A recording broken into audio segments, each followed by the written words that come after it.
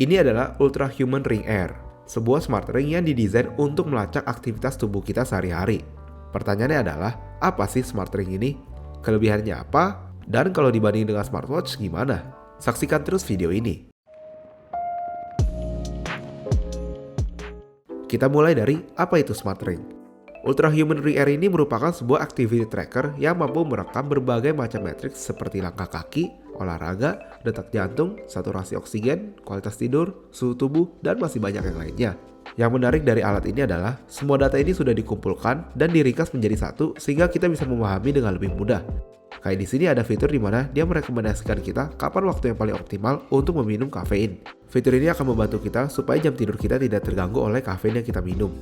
Sebenarnya yang mengagumkan di sini adalah walau ukurannya kecil, tapi Ring Air ini memiliki sensor yang sangat lengkap. Maksudnya kayak gimana caranya mereka bisa memasukkan semua sensor ini dengan baterai ke dalam sebuah cincin yang ukurannya itu nggak nyampe 1 cm dan beratnya juga nggak nyampe 4 gram. Oke, kenapa Smart Ring? Jawabannya adalah simplicity. Bagi kalian yang ingin memonitor berbagai matriks dalam tubuh kita, tapi nggak suka pakai smartwatch, Smart Ring ini merupakan pilihan yang bagus. Tidak seperti smartwatch, Smart Ring ini tidak ada layar, tidak ada speaker, dan tidak ada getaran. Jadinya keseharian kita itu nggak terganggu oleh notifikasi. Serta ukurannya ringkas membuat kita kadang nggak sadar kalau lagi pakai smart wearables. Enaknya lagi, kalau kita ke acara formal, kita bisa tetap memakai jam yang lebih mewah dan dipadukan dengan Ring Air ini. Ring Air ini sendiri bahannya terbuat dari titanium dengan 5 varian warna yang dapat dipilih sesuai selera. Untuk bagian dalam Ring Air ini, dia memakai bahan medical grade sehingga dia tidak akan menimbulkan reaksi alergi jika dipakai terus-menerus selama 24 jam. Ketahanan baterainya itu sendiri juga bagus banget.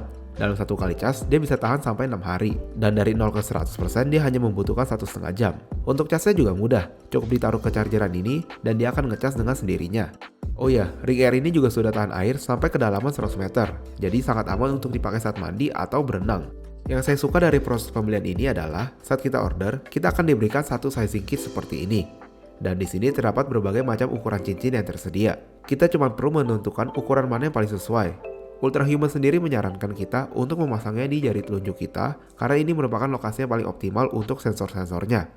Kita juga disuruh untuk memilih ukuran yang tidak terlalu longgar dan tidak terlalu ketat. Kalau di kasus saya paling cocok di ukuran 8 ini. Oke, kalau dibandingkan dengan smartwatch gimana? Ring Air ini memiliki kelebihan di letak pemakaiannya. Untuk merekam detak jantung dan sejenisnya, pergelangan tangan itu bukanlah tempat yang optimal, melainkan jari merupakan tempat yang lebih ideal untuk merekam data-data tersebut. Saya sendiri sudah memakai Apple Watch selama kurang lebih 5 tahun, dan sekarang memakai Apple Watch Series 9. Untuk keakuratannya, jujur sepertinya lebih akurat Apple Watch, khususnya di bagian step count-nya. Kayak di sini saya coba jalan malam di Apple Watch, total jarak yang saya tempuh ada di 1,38 km, sedangkan di Ring Air di 1,7 km. Untuk jarak aslinya sih di 1,4 km, jadi jauh lebih akurat Apple Watch. Untuk detak jantung sendiri, terdapat perbedaan yang cukup signifikan. Namun, kalau ini saya nggak tahu yang mana lebih akurat, karena saya tidak punya alat medical grade untuk mengukurnya.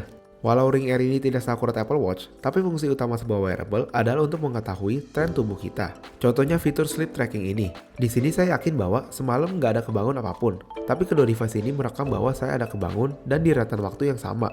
Bahkan untuk waktu tidur dan waktu bangunnya aja mirip. Jadi walau nggak akurat-akurat banget, tapi mereka konsisten, dan konsistensi ini yang penting untuk memberikan gambaran yang lebih jelas terhadap perkembangan badan kita.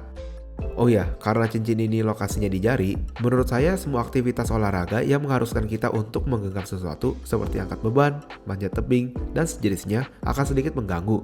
Tapi untuk aktivitas lainnya seperti berenang atau lari, Ring Air ini jauh lebih nyaman dibandingkan Apple Watch karena setiap kali saya pakai Apple Watch untuk lari, si Apple Watch ini bakal longgar dan akhirnya dia akan gerak-gerak sendiri dan ini tuh lumayan ganggu.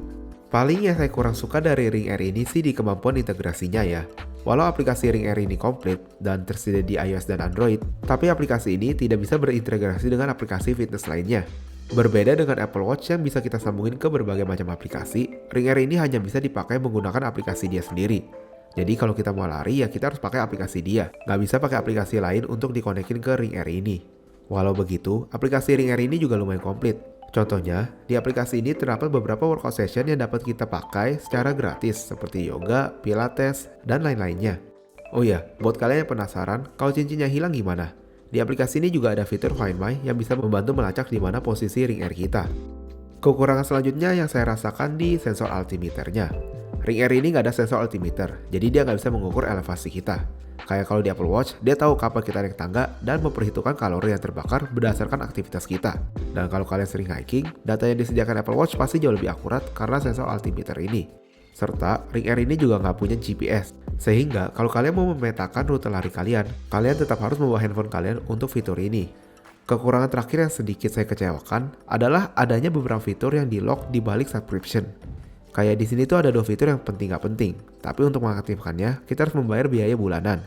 Contohnya di AFib Detection ini, di Apple Watch fitur ini tuh tersedia dengan gratis, tapi di sini kita harus bayar hampir $5 setiap bulannya. Padahal harga Ring Air ini juga udah mirip dengan Apple Watch, jadi nggak murah-murah banget. Oke, konklusinya gimana? Menurut saya, Ring Air ini cocok untuk kalian yang suka olahraga tapi bukan yang hardcore. Kalian mau nge-track kondisi tubuh kalian tapi nggak suka dengan distraksi yang dibawa oleh smartwatch, serta kerepotan untuk ngecas smartwatch tersebut tiap hari. Untuk orang-orang tersebut, Ring Air merupakan pilihan yang cocok. Tapi, buat kalian yang benar-benar serius untuk olahraga, sepertinya Apple Watch atau Garmin yang lebih serbaguna akan menjadi pilihan yang lebih baik. Oh ya, buat kalian yang tertarik, kalian bisa memakai kode promo ini untuk mendapatkan diskon 20%. Oke, itu dulu untuk video kali ini. Sampai jumpa di video selanjutnya.